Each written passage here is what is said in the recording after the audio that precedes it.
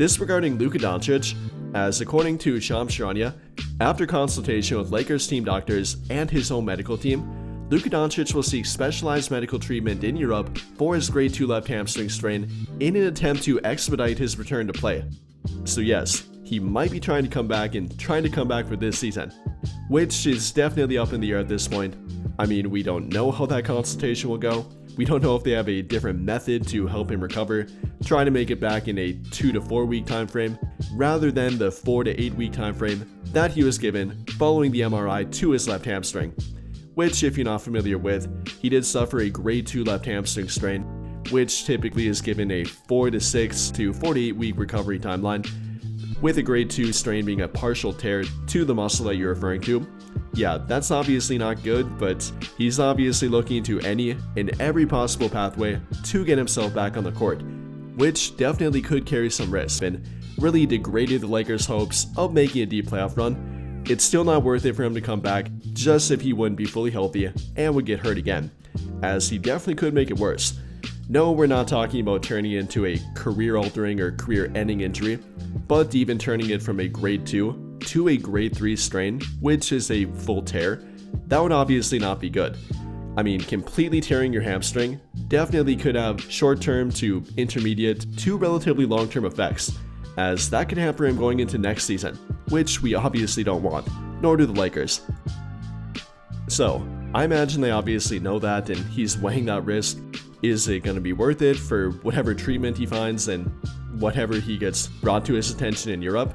Who knows, maybe, maybe not, but I really hope that his team and the Lakers team is factoring that in. Even with a specialized treatment in Europe that he apparently can't get here for whatever reason. I mean, I remember Kobe Bryant going to Germany to have knee injections that helped him. LeBron went to some foot doctor in Germany, I think, that helped him. So maybe Luka Doncic will find the expert hamstring doctor that he simply can't get to in the United States. Hoping for that, but also hoping that he does be careful with this. But again, that's the update we have, and no matter what way you look at it, it is a good update. I mean, following the Lakers getting beat, playing without Luka, playing without Austin, looking terrible for the most part on both ends of the court, they needed some kind of hope. We needed some kind of good update if there's going to be any hope left for this season, as if not, it's pretty much over for their team. I mean, with the way they looked with no Luka and no Austin tonight, I'd be shocked if they even won one playoff game. Not an entire playoff series, but simply one game. And well, if Luka Doncic would come back, that definitely could change their reality. Going from a very likely first round exit, likely a exit in 4 or 5 games, to possibly a more competitive team that could make a relatively deep playoff run. Again, dependent and contingent on Luka Doncic coming back and actually being like himself. Not coming back and being hampered, having a minute restriction, or obviously being hobbled by the hamstring strain, only if he's very close to being fully recovered. And I would only put him out there if he is very close to being fully recovered, if not completely recovered, which again is a very tall task in only roughly 2 weeks here. Even with the play-in tournament, the first round does begin in roughly 2 weeks and either 13 days or 14 days depending on which team and which matchup we're talking about. But regardless, that's a very short turnaround for a guy that does have a 4 to 8 week recovery timeline, even with these German or specialized treatment doctors that he is going to seek in Europe. But quick side note, if you have not already, be sure to check out PrizePicks, America's #1 sports picking app. And if you're not familiar with it, you simply pick more or less than your favorite players and then set your lineup and you can win. For example, here's how I won the other day by picking a PrizePicks lineups. I picked 3 picks, and all of which were very easy to go to, using the Green Goblins on PrizePicks to have a lower projection than what they were initially at. I picked Will Riley to have more than 11.5 points, and he ended up with 31. I picked Julian Champagnie to have more than 8.5 points, and he had 18. And then I picked Jaime Jaquez Jr. to have more than 11.5 points, and he ended up with 32. So if you want to try to replicate that, be sure to download PrizePicks and use code HMA to get $50 when you set your first $5 lineup. But now getting back to our topic, and again with Luka Doncic, it's a positive update, but we'll have to take a wait-and-see approach with this one. I mean, I'm definitely hopeful. I think we should all be a little bit hopeful with it, but you have to gauge your expectations here.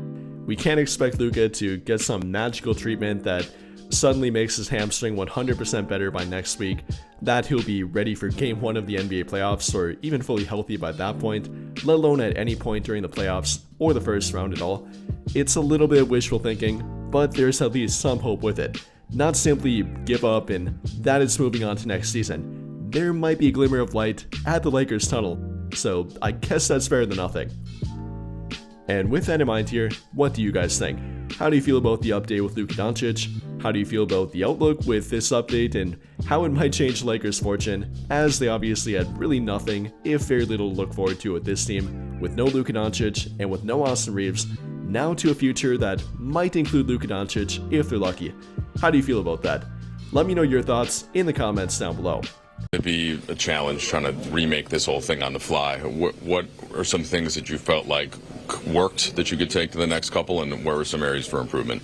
Well, I mean, each game is different, so what can work in one game could possibly not work in the next game. But I thought defensively, we had some breakdowns. I think, especially in the first half, we gave too many transition points, and then we allowed a lot of the key guys to get to their spots. We can't do that, especially as shorthanded we are. Mike Tirico has had a stat on the broadcasters. It's the first time ever that a player over 40 and then a teenager both had 20 plus in a game. It happened in the first half. I know it's not something you're thinking about during the game, but just reflecting upon that now, what you're still able to do at your age, and then Cooper having the game he had. Well, I mean, obviously Cooper's been in a zone over the last couple of games, but also just been playing consistent basketball all year. So it's great to see his from early in the season to where he is today. That's great, you know, as a fan of him and a fan of the game. For me, just go out and just try to. I mean, I know what I'm capable of still, and you know, I know it's gonna be challenging for our ball club, but you know, if I'm in the lineup, I got to try to make plays happen for us in multiple ways, and try to do that enough tonight to try to help us win. And it wasn't enough. JJ's used the phrase "all hands on deck" the last couple games and last couple days leading into today's game.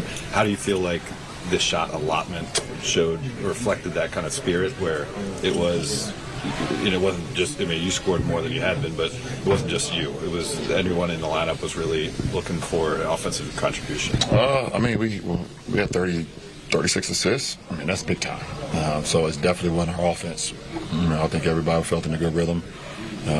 But, you know, in order for us to, you know, play, you know, to the capabilities that we want to play at, it's going to be on the defensive end. But offensively, we were really good tonight. What did you see from Luke out there? He got his first career triple-double and 16 rebounds, 11 assists, both were career highs for him. How did you feel like he kind of controlled the ball handling side of things today? No, he did an excellent job. Excellent job. I mean, rebounding with 13 defensive rebounds, so he did an excellent job of helping clean the glass, helping us, you know, secure rebounds, and then just you know, feeding the ball, getting guys in their proper spots. So you know, a big game for him. LeBron, you were a part of a great Rookie of the Year race, and just looking at what Cooper Flag's able to do, you played against Colin Campbell, there's other guys. Like, what makes Cooper as special as he's been, especially just playing against him now? I mean, he's obviously special. I mean, I've seen that all the way back to like the AAU days when, you know, he was coming up in the ranks and playing with his team out of Maine and just doing the things that he was doing on the circuit. So knew he was special from there, and he's just taking that from you know, what he was doing back home to the AAU circuit to Duke, and now here he's just getting better and better and better.